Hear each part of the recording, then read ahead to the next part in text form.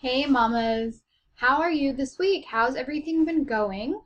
Make sure that at the end of this email that you hit reply and you check in with me because I'm so interested to see how your family life is going, how your business is going, and what ways I can be helpful to you. So today I had a whole different plan for today, but I think that this is something that even I struggle with and that I know a lot of mompreneurs struggle with. And so today we're going to get kind of down to the nitty gritty and talk about something that we like to kind of keep hush hush a little bit. And that's how to get your family on board with you being an entrepreneur and with you being a mompreneur. As much as it's 2016 and as progressive as we are and as far forward as we've come, it's still just a plain truth that moms are responsible for so much around the household. And so when we choose to take on a business and choose to take on something that's going to demand a lot of our time and a lot of our attention, that can be a big fear for us. The fact that we might be taking away from our family and that our families might not exactly like the fact that we're busy or like the fact that we are spending time and sometimes even money on something that doesn't have to do with them. And in a perfect world, we think like our spouse and our kids and our whatever are our biggest cheerleaders. And a lot of the times that's true. But I'm sure all of you have your busy seasons. And it's just a fact of the matter that during that busy season, if you want your business to grow and if you want your business to thrive, that you're going to be less available for your family. And there's nothing wrong with that. That's okay. It's just a season. Every season comes and peaks and ends, and the time turns and a new season starts. So if right now is your season of hustle, or if you know that a season of hustle is coming, I thought that it would be great to talk about, 5 or 6 ways that we can get our family on board with our business, or that we can feel like we're supported in this mompreneur journey, because it's not easy. And especially on the times where we know we're going to be dedicating a bit more of ourselves to our business than our family. Now, the overall goal is balance. So again, like when we talk about seasons, you will have your season of hustle. You will have your time when you have to be in the business more. But you'll also have times when it's slower and when you'll be able to be with your family. So I think that getting that point across and letting your family know that it's all about balance, and that it will turn and the tables will turn, and that things will be different in a few weeks or even a month or 2 months, that's really important. So today we're going to go through, I think I have 6. Let me count. 1, 2, 3. Yeah, I have 6. 6 ways to really help get your family on board and prepare them for what it means when you start your business and when you grow your business. So the first one is the most obvious, but I think we skip over it a lot, and that's to have a conversation. And depending on how young or how old your children are, this conversation may involve your children, or it might just be between you and your spouse.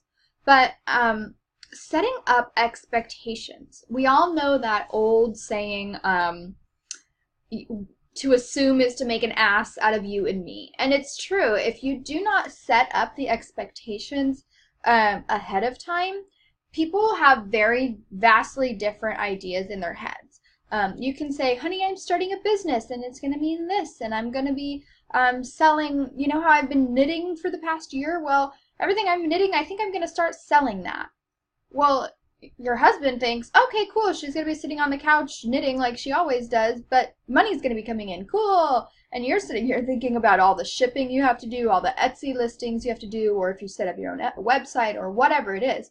So without communicating about those expectations, that's where people get on 2 separate pages. And you guys know, like I'm a licensed counselor, and so I specialized in women's issues and in couples. And this was the #1 reason that couples came to me for counseling, was because they had had the briefest of conversations about how something was going to go in their marriage, a job change, a move to a new location, or something. And they hadn't gotten on the same page, and then life had just gone and exploded, and as it always does. And both of them were not even on the same page, but in two different books. So that is so important when you're going to try and help your family understand your business. So things to talk about definitely are time commitments.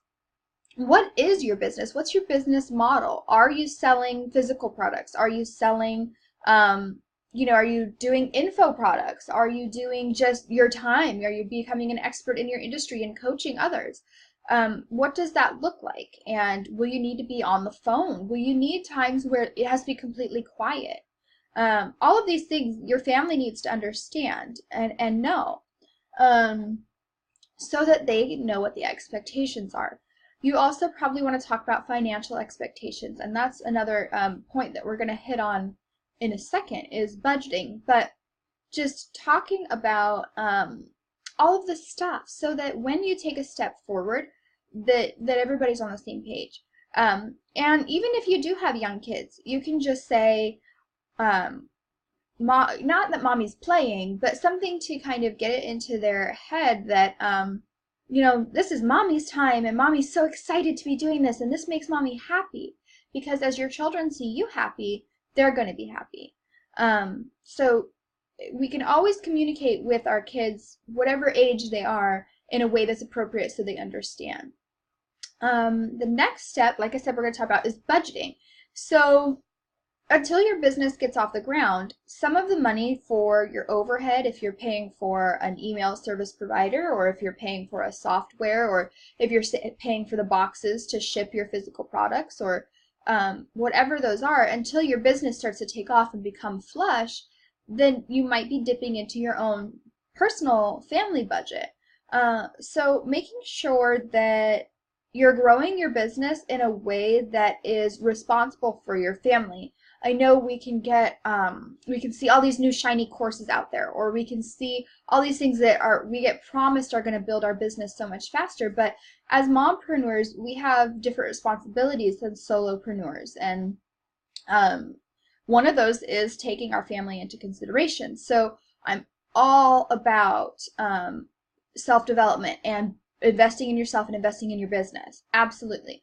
But to make sure your family is on board, I would just make sure that those don't dip into the financial budget. Your kid is going to have a hard time understanding why they can't get the same amount of, extracurricular activities that they used to get if it's coming from the budget. But that also goes back to the conversation. So these all build up on top of each other, as you can see. But if you know that you need to cut out a few things to be able to build the budget, make sure you mention that when you're having the conversation. The next thing, and this one I think is really good for the whole family, and it's really good for you too. It's a personal reward, but sharing with everybody the successes that come from the business, whether those are the financial successes, or just when you have like a really cool personal win, or a really cool, you meet your next goal. Showing your family how happy that makes you, and showing your family how much that lights you up, that is going to be reward for them too.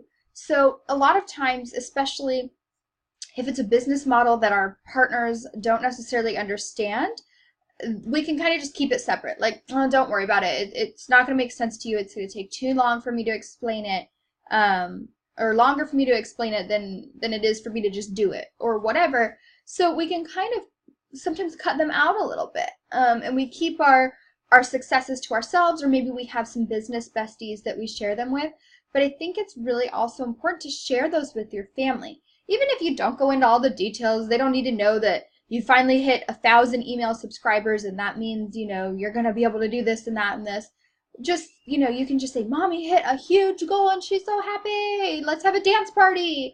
Or if you make a sales goal, maybe you take everybody out for pizza or to Chuck E. Cheese or whatever. But sharing with that. And on the same lines, my next step is involving your family in the fun parts of your business. So if you're a physical product seller, maybe you set all your boxes and you have like a big shipment coming up or whatever, set all your boxes out on the kitchen table and everybody puts a piece in and everybody has fun and the kids get to tape it or whatever. So even though you're working, you can still involve your family in the fun parts so that they don't start to see it as a burden or one of mommy's obligations or I don't get to spend time with mommy. You can still find ways to spend time with them while you're working by involving them in the fun. And again, they get to pick up on that sense of how important this is to you, how fulfilling, how successful it makes you feel, all of that great stuff. The next tip that I have that I think is super duper important and has really helped me, and it's helped a lot of other people that I've talked to, is having certain office hours. There's a big trend going on right now, and it actually kind of scares me, and I'm going to be getting on a soapbox here a little bit, so bear with me, but people are talking about a work-life blend instead of a work-life balance. And to me, that's scary because to me that means you're blending your work and your life. So you're at your baby's first t-ball game and they get their first hit in their whole life and they make it to first base and you missed it because you were working on your phone, because you were trying to have work-life blend. And I don't get behind that at all. I don't support it at all. I think that having separate office hours and separate times when you're a businesswoman and separate times when you're mommy, I think that goes so far.